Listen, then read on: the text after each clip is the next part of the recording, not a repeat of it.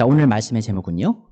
생즉사, 사즉생의 기독교 제자도입니다. 자, 생즉사 뭐죠?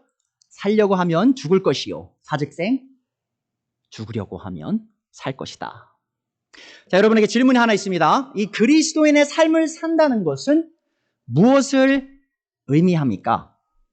자, 여러분에게 어떤 분이 다가와서 당신 교회 다니세요? 자, 그러면 크리스천으로서 살아가는 것은 뭘 의미합니까? 라는 질문을 받으신다면 여러분은 무엇이라 대답하시겠습니까? 물론 우리가 다양하게 이 대답을 할 수 있겠죠. 이 그리스도인의 삶, 이 기독교인의 삶에 대해서 다양하게 대답할 수 있겠지만 특히 여러분들이 이 4복음서 있죠. 마태복음, 마가복음, 누가복음, 요한복음을 자세히 공부해 보시면 이 4복음서를 쓴 이 예수님의 제자들이 간단하면서도 심오한 한 가지 답을 우리에게 제시합니다. 자, 크리스천의 삶은 무엇입니까? 라고 물을 때 이들은 이렇게 대답하죠. 그리스도인의 삶은 그리스도이신, 이 메시아이신 예수님을 따르는 삶이다. 자, 뭐라고요? 크리스천의 삶은 뭐라고요? 바로 그리스도이신, 메시아이신 예수님을 따르는 삶입니다. 자, 다시 말하면 이 그리스도인은 메시아 예수님의 제자로서 자신의 선생님이시자 또한 주인님이신 예수님의 본을 따라가는 사람들이에요. 자, 그러하기에 예수님께서는 자신의 제자를 부르실 때 나를 따르라 라는 명령을 주십니다. 자, 우리에게 당면한 문제는 우리가 예수님을 따라야 하는가 말아야 하는가의 문제는 아니에요. 자, 무슨 말이냐? 스스로 그리스도인이라고 부르는 모든 사람들은요, 예수님을 따라야 하는 것은 다 알고 있습니다. 자, 그런데 문제가 뭐죠? 우리의 진짜 문제는 뭐냐? 바로 매일의 삶 속에서 우리가 실제로 예수님을 따라가고 있느냐? 사실 그게 우리가 당면한 문제라는 것이죠. 이 기독교의 제자도에 대해 고민하면서 우리 모두가 분명히 짚고 넘어가야 할 문제 하나가 더 있습니다. 자, 그것은 바로 어떤 그리스도인들은요, 이렇게 얘기하기도 해요. 뭐냐?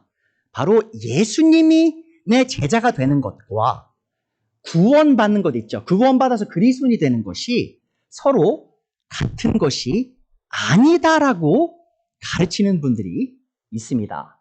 자, 다시 한번 말씀드릴게요. 어떻게 얘기한다고요?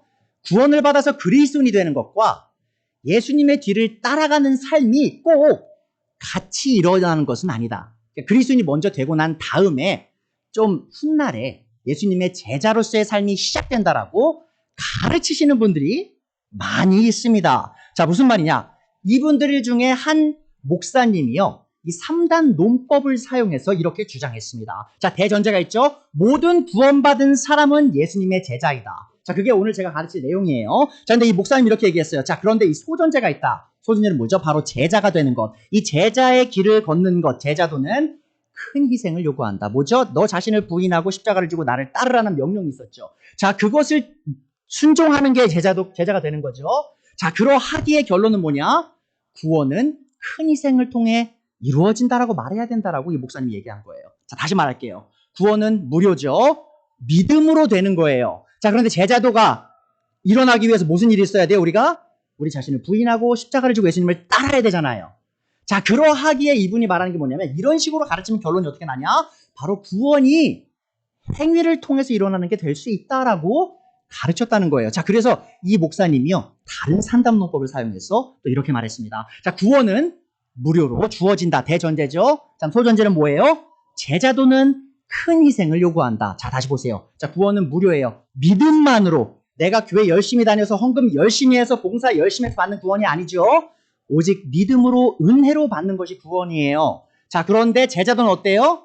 예수님을 따르기 위한 희생이 필요하죠. 자, 그러하기에 결론을 내립니다. 구원과 제자도는 같은 것이 아니다. 여러분, 이 3단 논법 어떻게 생각하시나요? 사실 논리적으로 접근하면요, 이 논리가 틀린 논리는 아니에요. 자, 이 목사님은 분명히 이 사람들이 구원을 개인의 희생과 자기 자신의 희생을 통해 얻으려고 하는 이 행위구원의 교리에 대해 염려했기에 이렇게 가르쳤음이 분명해 보입니다. 그러니까 제가 이렇게 가르치는 목사님들이 나쁜 분들이라고 얘기하는 건 아니에요. 자, 이분들이 좋은 의도를 갖고 이렇게 가르친다고 저는 믿습니다. 자, 그러나 우리는 이러한 가르침이 교회 내에서 받아들여질 때 교회 내에 다른 종류의 계급 혹은 클래스가 생겨날 수 있음을 기억해야 돼요. 자, 무슨 말이에요? 교회 내에 그리스도인들이 모여 있어요. 그런데 한 그룹은 어떤 그룹이에요? 예수님의 제자가 된 그룹. 자, 그리고 또 다른 그룹은 어떤 그룹이에요? 아직 예수님의 제자가 되지 않은 그룹. 자, 그런 그룹이 두 개가 나뉘면 어떻게 될까요? 내가 제자가 됐다고 믿는 성도님들은 어떻게 생각할까요? 그렇게 제자가 되지 못한 분들을 아유, 저 못난 사람들. 아직 자신도 부인하지 않고 십자가도 지지 않고 예수님도 따르지 않는 그리스도인들하고 손가락질할 수 있겠죠? 자, 그와 반대로 또 어떻게 돼요? 내가 아직 예수님의 제자가 되지 않았다고 생각하는 그리스도인들은 어떻게 생각할까요? 나는 못난 사람이야. 나는 저렇게 좋은 그리스도인이 될 수 없다라는 절망이나 그런 우울감에 빠지기 쉽다는 겁니다. 근데 여러분 아십니까? 교회 내에서요. 성경에서는요. 그 두 개의 그룹이 그리스도인이 있다라고 말하는 부분은 어디에도 나오지 않습니다. 자, 저는 오늘 여러분에게 이러한 종류의 가르침이 잘못된 가르침임을 분명하게 보여드릴 거예요. 자, 사실 우리가 이러한 가르침이 진리가 아님을 증명하는 것은 그렇게 어려운 일은 아닙니다. 자, 우리가 오늘의 이 본문에서 예수님께서 가르치신 제자도를 있는 그대로 보고요. 있는 그대로 이해한다면 우리는 예수님의 제자가 되지 못한 그리스도인은 없다고 분명하게 결론을 내릴 수 있게 될 겁니다. 다시 말씀드릴게요. 자, 제자가 되지 못한 그리스도인이 가능하다고요? 불가능한 거예요. 예수님의 제자가 되지 않은 사람은 그리스도인이 아닙니다. 이 메시아이신 예수님의 제자가 되지 못한 사람은 결코 그리스도인이 아니며 참된 그리스도인은 모두가 다 예수님의 제자입니다. 자, 물론 여러분 3단 문법을 사용하면 그 말이 좀 일리 있어 보이지만 중요한 게 있어요. 뭐죠? 바로 예수님이 뭐라고 직접 말씀하셨냐. 우리의 논리보다 더 중요한 게 뭔지 아십니까? 바로 예수님의 직접 하신 말씀이 더 중요하기 때문이죠. 자, 오늘 본문을 바르게 이해하기 위해서 우리는 이 마가복음이 어떤 문학적 구조를 갖고 있는지 이해할 필요가 있습니다. 자, 마가복음은 크게 세 가지 섹션으로 나누어져 있어요. 자, 그리고 이 섹션은 예수님께서 사역하신 지리적 위치를 기반으로 구분됩니다. 자, 그래서 마가복음은요, 사실 예수님의 탄생 이야기가 없어요. 예수님이 처음부터 어른으로서 활동하신 모습으로 시작을 합니다. 마가복음이. 자, 그리고 나서 이제 마가복음 1장 14절부터 8장 21절까지 어떤 섹션이냐. 바로 예수님께서 갈릴리와 그 근방 지역에서 사역하시는 모습이 그려져요. 그러니까 첫 번째 부분이죠. 자, 그리고 두 번째 부분은 뭐죠? 마가복음 8장 22절부터 10장 52절까지. 자, 예수님께서 갈릴리 사역을 이제 마무리하시고요. 이제 예루살렘으로 떠나는 여행을 시작하시는 것. 그 부분이요. 바로 마가복음의 두 번째 섹션입니다. 자, 근데 예수님이 지금 예루살렘을 왜 가실까요? 왜 예루살렘으로 향하고 가실까요? 바로 십자가에 달리시기 위하여. 지금 자신의 죽음을 바라보고요. 예루살렘을 내려가는 그 길이 바로 마가복음의 두 번째 섹션을 이루고 있습니다. 자, 그리고 마지막 마가복음 1장 1절부터 16장 8절까지를 보시면 이 예루살렘에서 이루어진 예수님의 마지막 사역, 예수님이 성전에서 어떤 걸 가르치시고 어떤 행동을 하셨고 또 십자가에서 어떻게 돌아가셨고 또 어떻게 부활하셨는지를 이 마지막 섹션이 그리고 있다라는 것이죠. 그런데 아주 중요한 부분이 있습니다. 저희가 오늘부터 3주간 이 마가복음의 두 번째 섹션 있죠. 마가복음 8장부터 10장까지를 집중 조명을 할 거예요. 뭘 배우기 위해서? 바로 제자도의 참된 의미를 배우기 위해서요. 자, 그런데 제가 왜 이 두 번째 섹션, 마가복음의 두 번째 섹션을 집중하냐? 그 이유가 있습니다.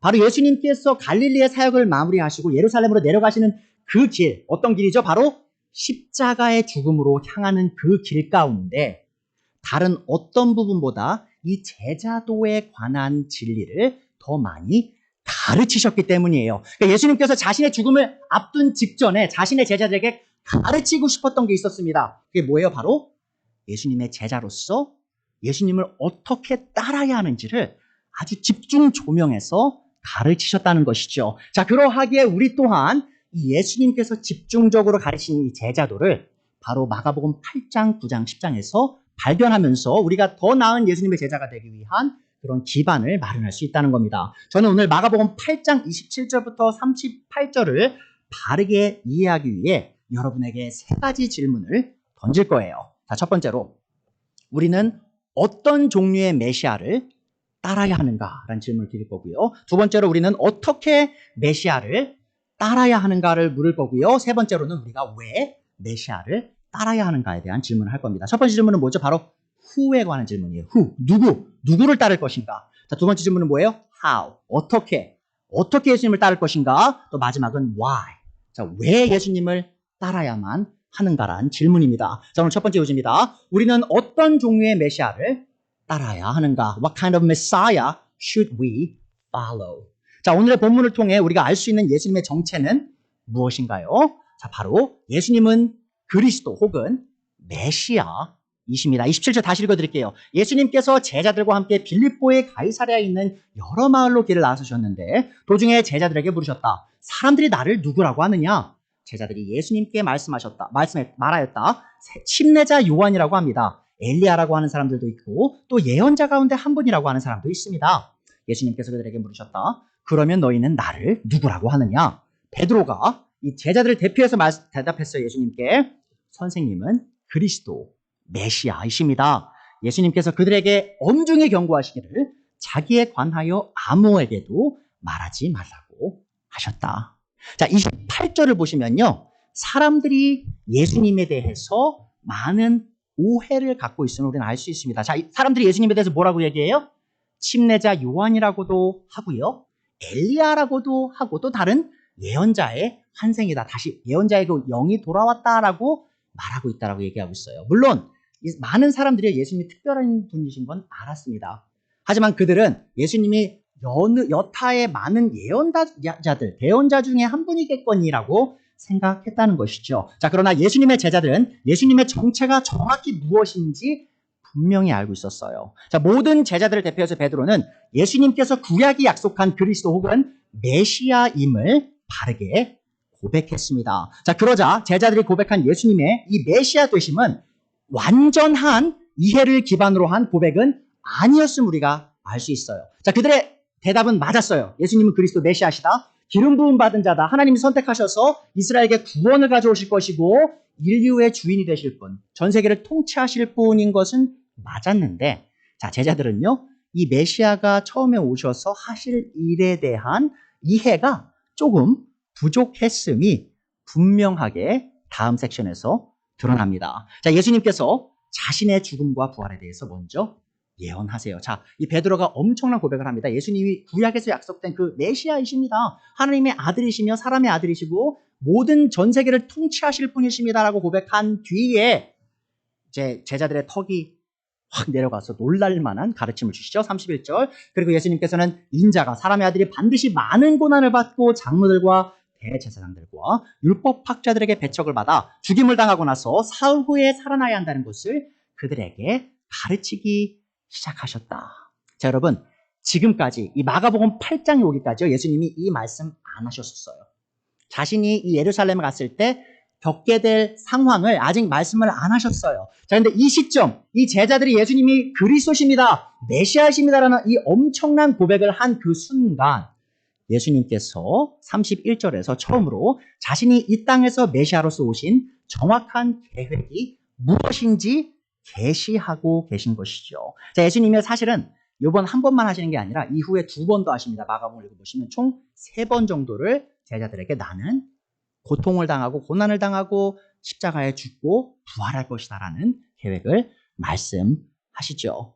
자, 예수님께서 메시아로서 이 땅에 오셔서 이루고자 했던 계획은 무엇이죠? 그것은 바로 많은 고난을 받고 유대교의 종교 지도자들에게 배척을 받아 죽임을 당하고 사흘 후에 부활하시는 것이었습니다. 자, 메시아이신 예수님의 죽음과 부활은 인류의 죄의 문제를 해결하기 위해 필수적인 하나님의 계획이었음에도 불구하고 이 제자들은 예수님께서 말도 안 되는 이상한 말씀을 하신다고 생각하기 시작하죠. 자, 우리는 여기서 제자들이 이 예수님이 따른다는 것이 무엇을 의미하는지 정확히 이해하지 못했음을 발견하게 돼요. 32절 보죠. 예수님께서 이렇게 드러내놓고 자신의 계획을 말씀하시니, 십자가의 죽음에 관한 계획을 말씀하시니 어떤 일이 일어났어요? 베드로가 예수님을 바싹 잡아당기고, 모르겠어요. 예수님 멱살을 잡았는지 어딜 잡았는지 모르겠지만 예수님을 그냥 확 잡아서 예수님께 항의하죠. 자, 항의한다는 말 그리스어로 뭐라고요?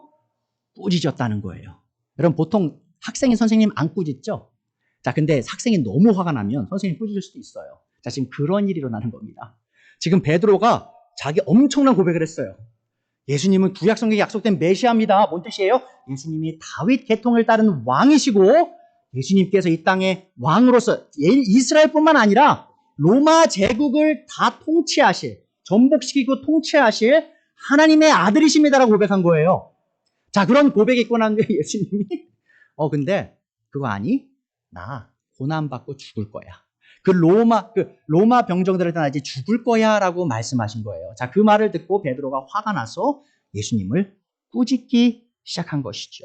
근데 여러분, 우리가 좀 이해해야 될 부분이 있습니다. 우리가 예수님의 죽음과 부활을 워낙 많이 얘기하니까 우리에게 있어서는 새로운 게 아니잖아요. 자, 그런데 지금 예수님 당시에 이 유대인들에게 메시아의 고난과 죽음은요, 말도 안 되는 이야기였어요. 자, 왜 그럴까요? 구약 성경에서 약속된 메시아가요, 사실은 가장 부각되는 내용이 뭐냐면 바로 메시아가 오시면 바로 다윗의 왕국이 다시 재건되어서 이스라엘이 전 세계를 통치하는 그런 강력한 왕국이 될 것이다라는 것이었어요. 자, 근데 사실 그 약속은요, 아직 이루어지지 않았어요. 그 약속이 다 언제 이루어지죠? 바로 예수님의 재림 때. Jesus' second coming, those promises will be fulfilled. 자, 그런데 이 제자들은 그걸 이해를 하지 못한 것이죠. 자, 그리고 이 구약 성경에서 약속된 이 메시아의 죽음과 부활에 대한 생각은 하지 못하고 있던 상황이었습니다. 자, 그래서 제자들은 지금 예수님이 무슨 말 하는지 도통 알 수가 없었어요. 자, 예수님께서는 이런 베드로를 꾸짖으심으로써 이 제자들이 왜 이러한 오해를 하고 있는지 분명히 보여주십니다. 자, 33절에 뭐라고 나오죠? 예수님께서 제자들을 보시고 베드로를 꾸짖으셔 말씀하세요. 여러분, 그러니까 지금 예수님이 베드로만 꾸짖는 게 아니에요. 지금 누굴 보면서 얘기하고 있어요? 다른 제자들도 바라보고 있죠? 그러니까 다른 제자들도 지금 똑같은 생각하고 있는 거예요. 베드로가 성미가 급해서 예수님을 붙잡고 예수님을 꾸짖었지만 다른 제자들도 예수님을 꾸짖고 싶었던 거예요. 아니, 예수님이 메시아신데 왜 죽어요? 죽으면 안 되죠. 왕이 되셔서 우리를 통치하셔야죠라고 생각하고 있을 그 제자들을 바라보고 이렇게 말씀하신 거예요. 사탄아, 내 뒤로 물러가라. 너는 하나님의 일을 생각하지 않고 사람의 일만 생각하는구나. 자, 이 예수님께서는 메시아로서 하나님의 일을 하기 위해 이 땅에 오셨습니다. 자, 그리고 하나님의 일 중에 가장 시급한 일이 있었어요. 그것이 뭐였죠? 바로 인류의 죄의 문제였습니다. 여러분 아십니까? 우리가 먹고 사는 문제보다요, 우리의 나라의 흥망성쇠보다요 더 중요한 문제가 있어요. 바로 우리 혼의 문제입니다. 우리가 죽고 어디를 갈 것이냐가 사실은 가장 중요한 문제인 거예요. 자, 그 문제를 해결하시고자 이 메시아이신 예수님이 오신 거예요. 자, 그리고 그 죄의 문제를 해결하시기 위해 가셔야 될 길이 어디였죠? 바로 십자가의 길이었다는 것이죠. 그 십자가의 길 없이는 이 혼의 문제, 우리의 영원한 문제는, 영혼에 관한 문제는 해결될 수 없었다는 것입니다. 자, 그러면, 제가 한번 묻죠, 여러분에게. 우리가 따라야 할 메시아, 이 12 제자들이 따라야 할 메시아는 어떤 종류의 메시아입니까? 자, 그분은 바로 메시아, 우리가 따라야 될 메시아는요, 십자가에서 고난과 죽음을 당하신 메시아입니다. 자, 우리가 그리스도인으로서 또 예수님의 제자로서 살아가면서 잊지 말아야 될 아주 중요한 진리는 바로 우리가 믿고 따르는 우리의 주인이자 선생님이신 예수님께서 십자가에 달려 돌아가신 메시아시란 사실입니다. 이 12 제자들은요, 그걸 이해를 아직 못한 거예요. 자신들이 따르는 메시아가 강력하게 승리하고 통치할 메시아라고만 생각했어요.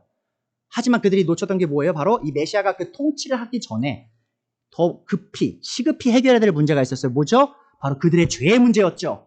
자, 그게 더 중요한 문제였기 때문에 예수님이 그 일을 하러 오셨는데 아직 제자들은 그것을 정확히 깨닫지 못한 겁니다. 자, 근데 여러분, 이게 이 12 제자들만의 문제인가요? 우리나라, 대한민국에, 또 이 미국 땅에 얼마나 많은 수의 그리스도인들이 있습니까? 얼마나 많은 수의 사람들이 교회 주일날 갑니까? 자, 근데 그들 중에, 그 수많은 무리 중에 정말 이 예수님을 따르는 길이 십자가의 길임을 정확히 인식하고 교회에 나오시는 분이 과연 몇 %나 될까요? 교회를 다니시는 많은 분들이요, 교회를 나오는 이유가 뭐예요? 이 땅에서 잘 되려고. 여러분, 그게 12 제자가 생각했던 거예요. 이 메시아가 오셔서 우리 이스라엘이 잘 되고 우리가 좋은 직책을 받고, 그래서 여러분 아십니까? 예수님이 이 말씀 하시고 난 다음에 내가 죽임을 당할 거야 라고 하신 말씀, 제가 3번 했다 그랬잖아요, 마가복음에. 자, 그러고 난 다음에, 제가 다음 주에 볼 거예요. 이 제자들이요, 그 다음 직후에 하는 일이 있어요. 뭐냐면 서로 다퉈요. 뭘 다투냐? 예수님은 이렇게 말씀하셨어요. 내가 그리스도로서, 메시아로서 죽임당하고 부활할 거다라고 말씀하시니까 그 후에, 직후에 이 제자들이 예수님 말씀 듣지도 않아요. 관심도 없어요. 이렇게 해요. 서로 누가 더 잘났냐 싸우기 시작해요. 어떤 싸움이에요? 예수님의 왕국이 왔을 때 누가 총리 될 거냐. 예수님은 왕이 되실 거고, 누가 좌의정 되고 누가 우의정 될 거냐. 누가 국무총리 될 거고 누가 법무부 장관 될 거냐 싸워요. 네가 낫냐 내가 낫냐. 자, 뭐예요? 다 이 땅에서 잘 되는 걸 생각했던 거예요, 제자들이. 예수님은 지금 그 말씀하시는 게 아니죠. 이 땅에서 잘 되는 걸 얘기하시는 게 아니에요. 영원히 잘 되는 걸 얘기하고 계시는데 제자들이 아직 그것을 깨닫지 못했던 거죠. 자, 그런 모습으로 여전히 교회에 다니시는 분들이 너무나 많습니다, 여러분. 목사님들 중에서도 교회를 하는 이유, 교회를 개척하고 교회를 세우는 이유가 자신의 잘됨, 이 땅에서 잘됨을 위해 하시는 분들이 너무 많아요. 저도 그런 유혹이 있습니다. 자, 그런 것들에 빠져서 살아갈 때 지금 우리 어떤 모습이 되는 거예요? 바로 12제자의 모습처럼 살아가고 있는 거예요. 예수님은 지금 영원한 문제를 해결하기 위해 오셨는데 이 땅에 잠깐의 기쁨과 안락을 추구하려는 모습을 지금 보여주고 있다는 겁니다. 그러니까 우리가 기억해야 될 진리는 바로 이거죠. 이 기독교의 제자도는 십자가 없이는 시작될 수도 없고 이해될 수도 없다라는 거예요. 자, 한 주석가가 이렇게 말했습니다. 예수님께서 이 섹션에서, 이 마가복음 두 번째 섹션에서 제자들을 가르치시는 목적은 자신의 제자들이 자신이 향하는 이 십자가가 그들의 구속을 위한 것일 뿐만 아니라 또한 그들의 삶의 양식이 되어야 함을 일깨워 주시기 위함이었다. 그러니까 뭐냐면 예수님의 십자가는요, 단순히 우리의 구원만을 위한 것이 아니라 바로 우리가 살아가야 할 삶의 양식의 본이 된다는 걸 말씀하는 거예요. 이 제자들은 예수님께서 십자가를 지셨던 것처럼 십자가를 지고 예수님께서 섬겼던 모양대로 다른 사람들을 섬겨야만 했다. 자, 그것이 바로 예수님께서 예루살렘 십자가의 죽음을 마주하러 걸어 나가시면서 제자들에게 가르쳤던 내용입니다. 자, 여러분 두 번째 요제예요. 두 번째 질문 드리죠. 자, 그럼 우리는 메시아, 이 십자가에 달리신 메시아를 어떻게 따라야 할까요? 자, 예수님께서 제자들에게 가르치신 이 제자도는 입으로만 고백하는 것이 아니라 이 매일의 삶 속에서 살아나가야 하는 삶의 양식이었습니다. 자, 그리고 예수님께서는 모든 사람을 이러한 제자의 길로 초청하십니다. 자, 마가복음 8장 34절 보세요. 그리고 예수님께서 제자들과 함께 무리를 불러놓고 그들에게 말씀하셨다. 다시 보세요, 여러분. 지금 대상이 누구예요? 예수님의 말씀의 대상이? 말씀을 듣는 대상이 예수님의 제자뿐만 아니라 전체 무리들이 있죠. 아직 예수님의 제자가 되지 않은 사람들까지 말씀하시는 거예요. 누구든지 나를 따라오려고 하는 사람, 자, 그러니까 누구든지 따를 수 있는 거예요. 누구든지 예수님의 제자가 될 수 있어요. 자, 그런데 조건이 있죠. 먼저 자기를 부인하고 자기 십자가를 지고 나를 따라오너라 라고 말씀하셨어요. 자, 예수님을 따르기 위해 필요한 세 가지 조건이 있습니다. 자, 첫 번째, 바로 자기 부인이에요. 너희 자신을 부인하고 나를 따르라 라고 말씀하세요. 자, 예수님의 제자가 되는 것은요, 자기 자신에게 끊임없이 노라고 말하는 겁니다. 자, 근데 우리 본성은 어떻죠? 우리 자신에게 예스라고 말하고 싶어요. 그렇죠? 자, 그런데 바로 우리의 자신에게 노라고 얘기하는 게 바로 제자도의 시작이에요. 자, 많은 사람들이 자기 분야에 대해서 얘기하면요, 자신이 좋아하는 것들이나 즐기는 것들을 거부하는 것이라고 오해하곤 해요. 자, 그래서 왜 뭐하는 시절이라고 하죠? 저 뭐하는 시절가 한국말로 갑자기 생각이 안 나네요. 수도성, 죄송합니다. 좀 도와주세요. 뭐하는 시절가 한국말로 뭐죠? 수도원, 그렇죠. 수도원, 죄송합니다. 이 수도원이 왜 생긴지 아십니까? 바로 이 제자도에 대해서 잘못 이해했기 때문이에요. 이 세상의 것들을 다 거부하면 좋은 예수님의 제자가 된다라고 생각했던 거예요. 자, 근데 여러분 아십니까? 예수님께서 지금 세상에 있는 것들을 거부하라고 말씀하시나요? 아니에요. 거부하는 대상이 뭐예요? 너 자신, 나 자신이에요, 여러분. 예수님을 따르는 삶의 시작은요, 뭐예요? 세상에 있는 것들, 즐거운 것들, 쾌락적 즐길 수 있는 그런 것들을 거부하기 전에 가장 먼저 거부해야 될 게 뭐예요? 바로 나 자신이라는 겁니다. 자, 그게 여러분 참된 기독교와 여타 종교를 나누는 기준이에요. 뭐죠? 여러분 불교 아십니까? 불교는요, 똑같이 가르쳐요. 세상의 것들을 거부해라. 자, 그리고 해탈해서 너 자신을 잃고 해탈해서 모든 걸 위해 서라. 고뇌를 잊어라. 비슷한 내용이에요, 여러분. 자, 그런데 이 불교는요, 그 해탈 자체가 목적이죠. 그쵸? 내가 모든 걸 다 거부한 것 자체가 목적이에요. 자, 근데 기독교의 제자도가 자신을 거부할 때, 나 자신을 거부할 때는 목적이, 그 나 자신을 거부하는 것 자체가 목적이 되지 않음을 아십니까? 우리가 우리 자신을 거부하는 목적이 뭐예요? 바로 예수님께 영광을 돌리기 위한 거죠. 바로 하나님의 하나님께 찬양을 올리기 위한 것이죠. 지금 예수님께서 그런 걸 말씀하시는 거예요. 너희 자신을 거부하는데 그 이유가 있다.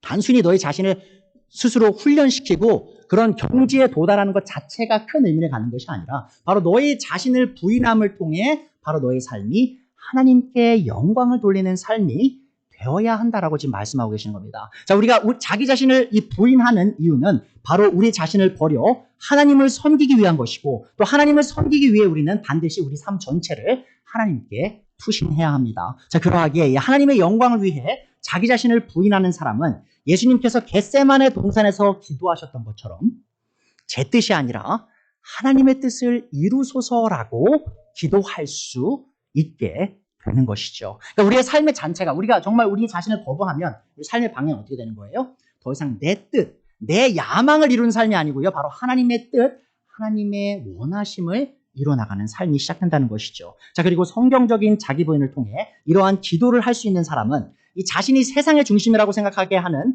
이 인간의 본성을 거슬러서 자기 사랑과 이기심을 십자가에 못 박은 사람입니다. 자, 그리고 바울은 모든 그리스도인들이 이러한 과정을 거친 사람이라고 분명히 말해요. 여러분 잘 들으세요.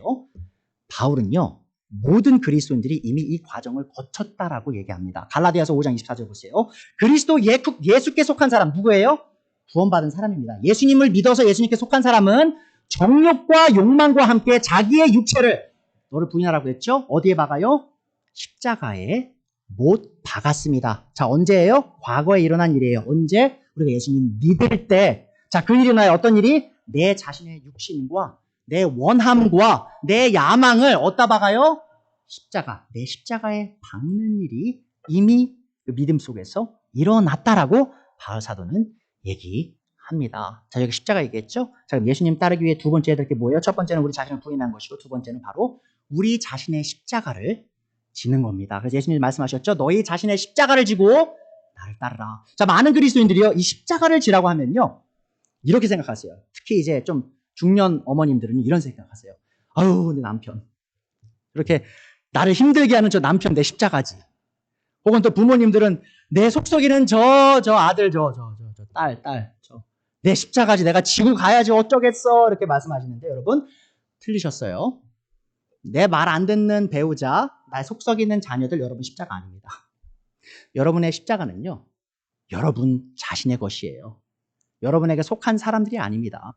여러분 아래에 있는 사람들이 아니고 여러분 자신의 십자가를 지라고 예수님께서 말씀하십니다. 이 자기 십자가를 진다는 말은 곧 자기 스스로의 죽음을 받아들여야 함을 의미하는 거예요. 여러분, 내 남편 죽이고 내 아내 죽이고 내 자식 죽이는 게 아니고요, 나 자신을 죽여야 된다는 것을 의미합니다. 자, 로마인들이 십자가형을 그들의 사형 방식으로 선택한 이유가 무엇이었을까요? 자, 그것은 바로 이 십자가형이 인간을 가장 고통스럽고 수치스럽게 죽일 수 있는 방식이었기 때문입니다. 사실 십자가를 생각하면 우리는 먼저 고통을 생각해요. 육체적 고통. 자, 그런데 여러분 아십니까? 유대인들은요, 육체적 고통을 가장 먼저 생각 안 했어요. 십자가형을 생각할 때. 그들은요, 그 수치 있죠, 수치. 불명예. 그 십자가에 달려서 죽어가는 그 수치를 더 끔찍하게 여겼습니다. 이 십자가에 달려 죽는 죄수들은요, 이 대중이 모여있는 공적인 자리에서요, 실오라기 하나 걸치지 못한 채 십자가에 매달려 이 들짐승과 날짐승의 먹이가 될 수밖에 없는 처지에 놓인 사람들이었어요. 자, 십자가에 달려 죽어가는 죄수들은 지나가는 사람들의 손가락질의 대상과 조소의 대상이 될 수밖에 없었습니다. 자, 그래서 사람들이 왜 십자가의 죽음을 두려워했냐면 바로 그 수치 때문이었어요. 수치. 자, 그래서 이 로마 시대에 살던 사람들에게 십자가에나 달려라라는 말은요, 바로 우리 시대에 지옥에나 떨어져라라고 말하는 저주와 같은 말이었어요. 자, 그런데 이런 저주와 같은 말이 지금 누구에게 주어진 명령이에요? 지금 누가 누구에게 이 명령을 하고 있어요? 십자가에 달려라. 십자가를 져라. 지금 누가 누구에게 말씀하시는 거예요? 바로 메시아이신 예수님께서 자신의 제자들에게 저주의 말씀과 같은 것을 지금 말씀하고 계시는 거예요. 예수님께서는 자신의 제자인 우리 모두에게 우리 자신을 부인하고 십자가를 지고 십자가에 달려서 살아라라고 말씀하고 있습니다. 자, 이 말은 곧 우리 모두가 십자가의 고통과 수치를 달게 받아들일 준비를 해야 함을 의미하죠. 자, 물론 예수님께서는 지금 문자적으로 우리에게 십자가에 달려 죽으라고 말씀하신 것은 아니에요. 여러분, 필리핀에 가시면요.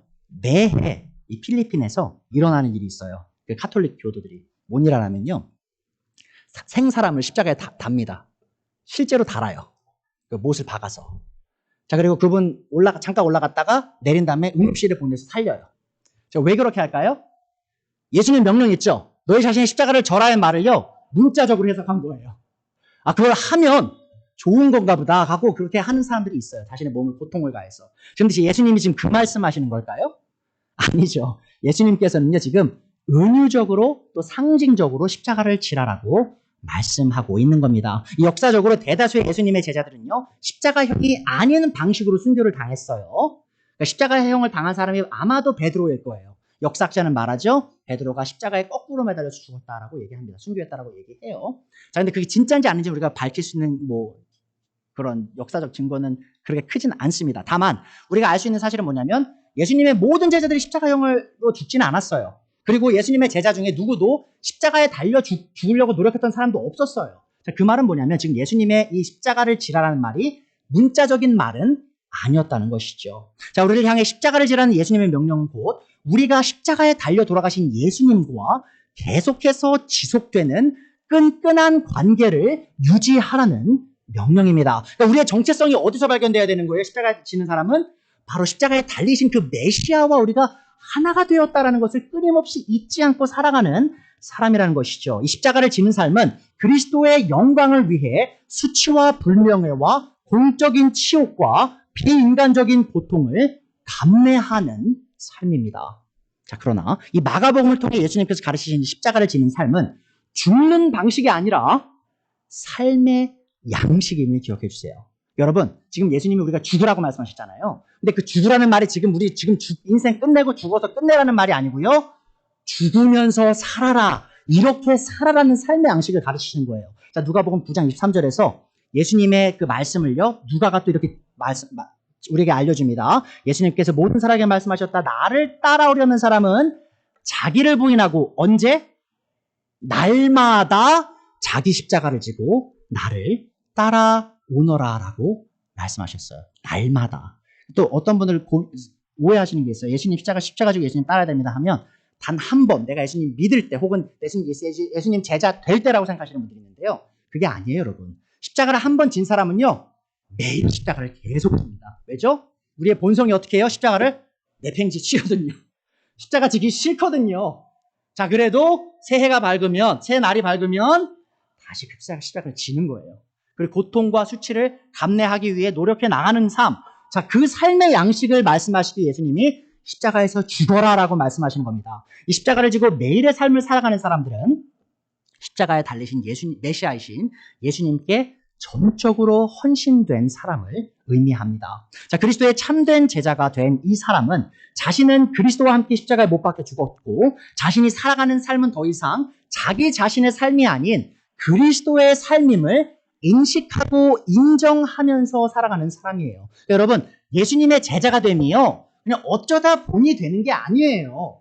내가 아는 거예요. 내 살아가는 이 삶이, 내가 쉬는 쉼이, 내가 사용하는 시간이, 내가 버는 돈이, 내게 속한 집이, 내가 모는 차가, 내게 속한 가족, 모든 것이 다 내게 속한 것이 아니라 바로 그리스도께 속했음을 인정하고 살아가는 사람이 바로 예수님의 제자 된 사람입니다. 자, 그래서 갈라디아서 2장 20절 바울 사도가 말하죠. 나는 그리스도와 함께 어디에 못 박혔어요?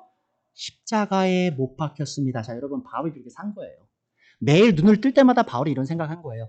예수님, 제가 오늘 제 십자가를 지고요, 예수님과 못 박혀 오늘 하루 살아가겠습니다. 자, 이제 살고 있는 것은 내가 아닙니다. 바울이 말하죠. 더 이상 바울의 삶은 바울의 삶이 아니었어요. 자, 누구의 삶이에요? 바로 그리스도께서 내 안에서 살고 계십니다. 내가 지금 육신 안에서 살고 있는 이 삶은 나를 사랑하셔서 나를 위하여 자기 몸을 내어주신 하나님의 아들을 믿는 믿음 안에서 살아가는 것입니다. 여러분, 제가 첫 번째 뭐라고 말씀드렸어요? 설교 초반에 어떤 분들 이렇게 얘기하죠?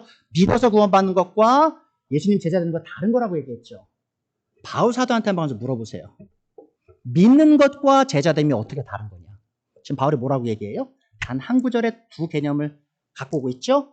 내가 그리스도를 믿고 살아가는 것이 뭐예요? 곧 그리스도와 함께 십자가에 못 박혀 살아가는 삶이다라고 우리에게 분명히 말씀하고 있습니다. 자, 우리를 사랑하셔서 십자가에 자기 몸을 내어주신 하나님의 아들 예수님을 믿는 믿음은 곧 예수님과 함께 십자가에 못 박혀 살아가는 삶을 의미함이 분명해 보여요. 자, 예수님을 따르기 위해 우리가 그럼 세 번째로 해야 될 게 뭐예요? 첫 번째 뭐였죠? 우리 자신을 부인하고 우리의 십자가를 지고 누구를 따라야 되죠? 바로 예수님만을 따라가야 합니다. 그래서 예수님 말씀하시죠? 나를 따라오너라. 자, 이 예수님께서 제자들을 향해서 나를 따라오라라고 하신 이 말씀이요, 여러분, 이 명령이요, 엄청난 명령입니다. 아주 특이한 명령이에요. 왜 그러냐면요, 여러분, 구약 성경 혹시 다 읽어보신 분 계신가요? 혹시 대언서들 다 읽어본 적 있으세요? 대언자들이 어떤 사람이 이런 명령 주신 적 본 적 있으세요?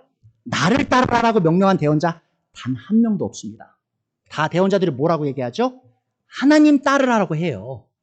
자, 그리고요, 예수님 당시에요, 시대에 많은 랍비들이 있었죠. 유명한 랍비들, 아주 똑똑한 사람들, 천재 같은 사람들이 많이 있었어요. 자, 그 사람들 중 단 한 명도요, 자신의 제자들에게 나를 따르라는 명령 준 사람 한 명도 없습니다. 유대교 전체 문서를 다 뒤져봐도요, 나를 따르라고 고백한 사람 한 명도 없어요. 명령한 사람은. 자, 그들 모두가 자기 제자들에게 뭐라고 명령했을까요? 모세를 따르라고 명령했어요. 왜 모세를 따라요? 바로 모세 오경 있죠? 토라. 그 율법을 배우기 위해서 랍비들이 세워졌잖아요. 그래서 모세를 따라야 된다고 그 사람들이 다 합쳤던 거예요. 자, 보세요. 구약의 대언자들 다 누굴 따르라고 했어요? 하나님 따르라. 랍비들 다 누구 따르라고 했어요? 모세를 따르라고 했어요. 예수님이 근데 랍비이신 분이 오셔서 지금 뭐라고 말씀하신 거예요? 아무도 따르지 말고 누굴 따르라고요? 바로 나만을 따르라라고 말씀하셨다는 거죠. 여러분, 우리가 이게 그리스도인이고 교회에서 자랐기 때문에 되게 쉽게 생각하거든요. 이 명령을. 나를 따르라는 말을. 이거 엄청난 명령입니다. 인류 역사 속에서 이렇게 가르친 사람이 없었어요. 나를 따르라. 자, 근데 이분이 지금 그렇게 말하고 있죠. 이 말은 뭐예요? 예수님께서 구약의 하나님과 동등하신 분이란 뜻이에요. 예수님께서 그 모세 오경을 쓴 모세보다 더 위대하신 분이란 뜻이에요. 예수님 스스로가 그것을 잘 아셨다는 겁니다. 자, 더 나아가서 여러분, 이 유대교의 랍비들은요, 자신의 제자들을 찾아 나서는 일이 없었습니다. 예수님 어떻게 하셨죠? 예수님은 먼저 자신의 제자들을 찾아다니셨어요. 그리고 랍비들은요, 자존심이 세가지고요, 자신의 제자들에게 너 나를 따라라고 먼저 얘기 안 했어요. 예수님 어떻게 하셨죠? 예수님은 제자 한 명 한 명을 찾아가셔서 명령하시죠. 너는 나를 따라라.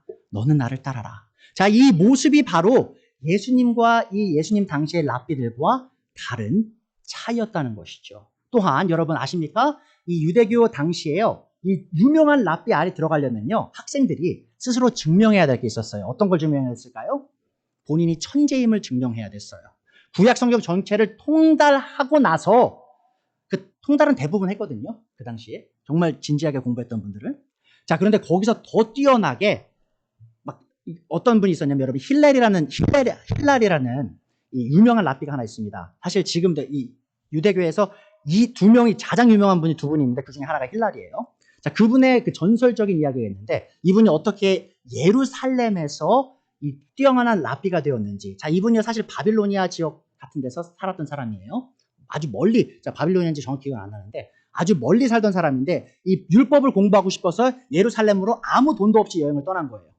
자, 그래서 거의 굶어 죽기 직전까지 간 상황에서 한 겨울에 그 랍비의 율법의 가르침을 듣기 위해 그 학교 있죠. 학교 밖에 지붕에 올라가가지고 거의 얼어 죽기 직전까지 랍비의 말을 들으려고 했어요.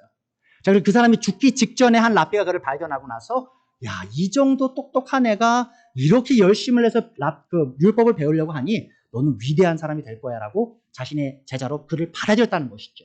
자, 그런 식으로 이 유대 랍비들은 제자들을 받아들인 거예요. 최고 중에 최고, 아주 잘난 사람. 자, 근데 예수님은 어떤 사람 선택하셨죠? 유대 땅에서 가장 교육 많이 받고 가장 똑똑한 사람 부르셨나요? 아니죠. 어부들, 교육 못 받은 사람들. 여러분 사도행전 보면요, 유대교 종교 지도자들이 놀래 자빠져요. 왜 놀래 자빠져요? 배우지도 못한 베드로가, 배우지도 못한 요한이 말을 너무 잘하는 거예요. 하나님 말씀을 너무 잘 전하는 거예요. 그래서 이 배우지도 못한 사람들이 왜 이렇게 말씀을 잘 전해? 했더니 알게 되죠. 아, 이들이 예수님의 제자들이었다. 예수님과 시간을 함께 보냈다. 자, 그런 사람들을 예수님이 정하신 거예요. 너무 못난 사람들. 자, 보세요, 여러분. 우리는 어떤 사람들이죠? 이렇게 예수님의 제자로 불리기에, 예수님을 따르기에 그런 가치가 있는 사람들인가요? 아니죠. 자, 근데 우리들에게 예수님이 우리를 직접 찾아오셔서 지금 명령하신 겁니다. 너는 너희 자신을 부인하고 너희 십자가를 지고 나를 따르라. 자, 예수님의 이 나를 따르라는 이 명령은요, 은혜의 명령입니다, 여러분. 이거 자체가 은혜예요, 여러분. 우리가 예수님을 따를 수 있다는 그 사실 자체가 은혜예요. 하지만 그와 동시에 이것은 우리에게 아주 큰 것을 희생하도록 요구하는 명령이기도 함을 기억하셨으면 좋겠습니다. 자, 우리는 지금까지 우리가 어떤 종류의 메시아를 따라야 하고 또 어떻게 메시아를 따라야 되는지 배웠습니다. 우리가 어떤 메시아를 따르죠? 바로 십자가에서 고난당하시고 죽임당하신 메시아를 따릅니다. 자, 그럼 우리가 어떻게 이 메시아를 따르죠? 우리 자신을 부인하고 십자가를 지고 이 메시아를 매일 따라가야 하죠. 자, 그럼 세 번째 오늘 마지막 질문 있습니다. 자, 그럼 우리는 메시아를 왜 따라야 할까요? 자, 많은 사람들이 이 예수님을 따르는 것이 그들의 커리어를 쌓고 인생을 즐기는 것에 걸림돌이 된다고 생각합니다. 자, 그러나 우리는 예수님을 따라가는 이 삶이 인생을 참되게 즐길 수 있는 유일한 길임을 기억해야 돼요. 여러분, 다시 말할게요.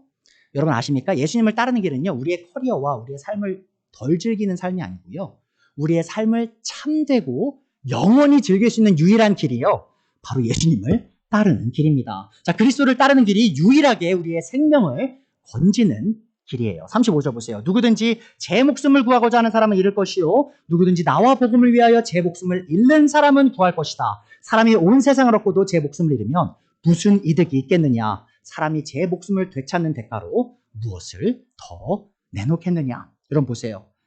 우리의 혼을 찾기 위해 우리가 해야 되는 게 뭐예요? 바로 우리 목숨을 잃을 준비를 하는 거예요. 무슨 뜻이에요? 바로 우리 자신을 부인하고 십자가를 지고 예수님을 따라야지만 우리의 참된 삶이 시작될 수 있는 거예요. 여러분, 자신을 부인하지 않고 십자가를 지지 않고 예수님을 따르지 않은 사람은요, 아직 그 인생이 시작되지도 않은 거예요. 누구의 관점에서? 바로 하나님의 관점에서죠. 자, 더 나아가서요, 그리스도께만 충성하는 길이 앞으로 다가올 심판에서 구원받는 유일한 길입니다. 자, 38절에 나오죠. 음란하고 죄가 많은 이 세대에서 누구든지 나와 내 말을 부끄럽게 여기면 인자도 사람의 아들도 자기 아버지의 영광에 쌓여 거룩한 천사들을 거느리고 올 때에 그를 부끄럽게 여길 것이다. 그러니까 여러분, 예수님이 재림의 날에 예수님이 우리를 보고 부끄럽게 여기시지 않을 유일한 방식이 뭐예요? 바로 이 시간 우리가 우리 자신을 부인하고 십자가를 지고 예수님을 따라야만 그날에 예수님이 우리를 부끄럽게 여기지 않으시고 우리를 자신의 제자로서 인정하시고 하나님의 자녀로서 인정하시게 된다는 겁니다. 예수님께 충성하는 것에 실패하는 것은 그 종말의 때에 영원한 수치를 당하는 결말에 이를 수밖에 없습니다. 예수님을 향한 우리의 충성심이 곧 우리의 영원한 구원을 좌지우지함을 기억해 주세요. 제가 좀 전에 말씀드렸지만 예수님의 말씀에 따르면요, 여러분, 자신을 부인하지 않고 십자가를 지지 않고 자신을 따르지 않는 사람의 결말은 뭐예요? 영원한 파멸입니다. 그것 때문에 제가 이 설교를 하는 거예요, 여러분. 많은 목사님들이 잘못 가르치고 계세요. 그리스도인이 되는 것과 제자가 되는 것은 별개의 문제다. 그런가요? 아니죠. 예수님의 말씀에 따르면요, 예수님의 제자가 되지 않은 사람은, 예수님을 부끄러워하는 사람은, 예수님께 충성하지 않는 사람은 어떻게 되는 거예요? 결말에 예수님이 재림의 날에 심판을 받을 수밖에 없어요. 영원한 생명을 누릴 수가 없다는 겁니다. 이 영원한 생명을 상속받는 것은 단순히 입으로 나는 예수님을 믿어요, 나는 그리스도인이라고 말하는 것 이상을 의미합니다. 영원한 삶은 영원한 왕의 통치 아래 사는 삶을 의미하고요, 이러한 삶은 이 왕을 향한 충성과 순종을 요구합니다. 자, 이 말은 곧 기독교의 제자도 밖에는 오직 죽음의 심판밖에 없음을 의미하죠. 자, 현세에서 예수님을 따르지 않는 사람들은 이 세상에서 참된 삶을 살아가지 못할 뿐만 아니라 앞으로 다가올 시대에도 영원한 생명을 누릴 수 없습니다. 이 영원한 삶은 영원하신 왕이신 예수님과 우리의 관계에 밀접한 연관을 갖고 있음을 기억하세요. 자, 그리고 우리의 영원하신 왕께서 우리 자신을 부인하고 우리 모두에게 우리를 자신을 부인하고 십자가를 지고 자기 자신의 뒤를 따르라라고 명령하고 계십니다. 저는 여기에서요, 여러분, 오늘 이 설교를 통해 여러분에게 여러분 열심히 희생하셔서 열심히 충성하셔서 구원받으세요라고 가르치는 게 아님을 기억해 주세요.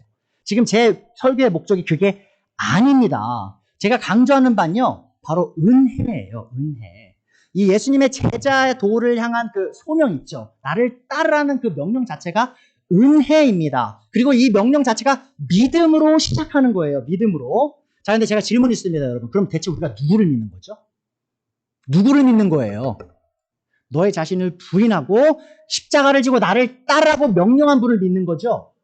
자, 그럼 그것을 믿는 사람이라면 어떻게 살까요? 그 믿음이 있기 때문에 실제로 자신을 부인하고 예수님의 십자가를 지고, 자신의 십자가를 지고 예수님의 뒤를 따라가겠죠. 자, 누가는요, 다시 누가복음에 보시면 예수님께서 주신 제자들의 명령을 이렇게 기록하고 있습니다. 누가복음 14장 26절이에요. 누구든지 내게로 오는 사람은 자기 아버지나 어머니나 아내나 자식이나 형제나 자매뿐만 아니라 심지어 자기 목숨까지도 미워하지 않으면 뭐가 될 수 없어요? 내 제자가 될 수 없다. 여러분, 이 21세기에 살아가는 우리 모두에게 정말 잠에서 깨어나야 할 명령입니다. 27절, 누구든지 자기 십자가를 지고 나를 따라오지 않으면 내 제자가 될 수 없다. 너무 많은 사람들이 어떻게 예수님을 따르려고 하냐면요, 나 자신을 부인하지 않고요, 십자가를 지지 않고 예수님을 따르려고 해요. 제가 어떻게 할 수 있는지 아십니까, 여러분? 요즘 유튜브 보시면요, 많은 목사님들, 찬양 사역자들 보면요, 너무 멋있어요. 너무 자신을 드러내려고 해요. 자신이 얼마나 멋있는지를 뽐내려는 모습들을 제가 많이 봐요. 여러분, 그건요, 예수님을 따르는 게 아니에요. 자기 십자가를 진 게 아니에요. 제가 만약에 이 교회를 세우면서 제 자신을 드러내려고 하면 저는 지금 예수님의 제자로서 사는 게 아니에요. 예수님의 제자가 되기 위해 선행돼야 될 게 뭐예요? 나 자신을 부인하고 십자가를 반드시 져야만 합니다. 다시 말하면요, 여러분, 예수님의 제자됨 없이는 구원도 없고요, 그리스도인의 삶도 없습니다. 예수님께서는 너가 너 스스로의 십자가를 지고 나를 따르기 전엔 너는 절대 내 제자가 될 수 없다라고 얘기하죠. 자, 그리고 자기 자신을 부인하지 않고 자기 십자가를 진 적이 없는 사람들은 예수님의 제자가 되지 못했으므로 영원한 생명 또한 얻을 수 없음을 기억해 주세요. 자, 그럼 여기에서 예수님께서 자신의 제자인 우리에게 요구하시는 것이 완벽함이 아님을 기억해야 됩니다. 여러분 또 오해하시면 안 돼요. 제가 여러분에게 하루도 빠짐없이 십자가 단 한 번이라도 실패하시면 예수님 제자 탈락합니다. 그 말이 아니에요. 자, 왜죠? 여러분 지금 우리가 예수님의 12제자 얘기했죠. 지금 예수님의 12제자가 예수님이 이거 가르치실 때 다 이해했나요? 다 이해 못했어요. 자, 이들이 실패를 많이 했다는 것이죠. 예수님께서 하나님께서 왜 12제자들의 실패하는 모습을 우리에게 보여주실까요? 바로 우리에게 절망하지 말라는 거예요, 여러분. 우리도 실패할 때 많이 있습니다. 자, 근데 또 질문이 있어요. 그럼 12제자들 실패 많이 했죠? 자, 그 말이 곧 그들이 예수님의 제자가 아니었다는 말인가요? 아니죠. 여전히 예수님의 제자들이었어요. 물론 가롯 유다는 아니었죠. 하지만 11제자는 예수님의 제자였음이 분명했습니다. 자, 그리고 결국 사도행전은 어떻게 일어나요? 어떤 일이 일어나죠? 예수님의 부활과 예수님의 승천, 또 성령님의 강림과 함께 이 제자들이 참되게 예수님을 따르는, 자신을 부인하고 십자가를 지고 예수님 따르는 모습을 보여주죠. 자, 근데 그 말이 곧 또 그들이 완벽한 삶을 살았다는 말일까요? 아니죠. 그래도 또 넘어진 적들이 분명히 있었어요. 자, 그러함에도 그들은 넘어진 그 장소에서 멈춰서지 않았다는 겁니다. 어떻게 했죠? 넘어지고 난 후에 다시 십자가를 지고 예수님의 뒤를 따르는 모습을 보였다는 것이죠. 여러분, 제가 지금 여러분에게 그 권면을 드리는 겁니다. 여러분 실패하실 수 있어요. 예수님이 여러분 실패할 줄 이미 아십니다. 자, 그렇지만 우리가 실패한 그곳에서 멈춰 있을 필요 없죠? 예수님의 제자들이 많은 실패를 통해서 성장하고 예수님을 끝까지 따랐던 것처럼 우리 모두도 이 실패 속에서 멈춰서지 않고 매일매일 십자가를 지고 예수님을 따라갈 수 있음을 모두 기억하셨으면 좋겠습니다. 여러분, 기독교의 제자들 길에서 살기를 바라는 것은요, 곧 죽음으로 끝납니다. 예수님 말씀하셨죠? 자기 혼을 살리려고 하면 죽을 것이다. 그게 바로 생즉사죠. 하지만 이 십자가의 길에서 죽음을 각오하고 예수님을 따라 나서는 것이 바로 생명을 의미합니다. 자, 그것이 바로 사즉생이죠. 자, 그래서 여러분 제자도의 길은 뭐예요? 생즉사, 사즉생입니다. 자신을 부인하고 자신의 죽음을 십자가 안에서 받아들이고 예수님을 따르는 사람은요, 영원한 생명을 누릴 수 있고요. 하지만 자기 이 땅에 속한 삶을 살기 위하여 부단히 노력하는 사람은요, 결국 자신의 생명을 잃고요, 이 삶을 즐길 수도 없음을 여러분 모두가 기억하셨으면 좋겠습니다.